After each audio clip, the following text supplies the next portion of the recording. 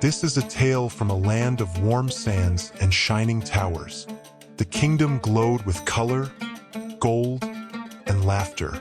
At its heart stood a palace filled with treasures, and upon its cushions sat a king who loved having more. Even when he had plenty, the king kept taking, and each greedy choice made him a little smaller. Still he reached, and still he shrank.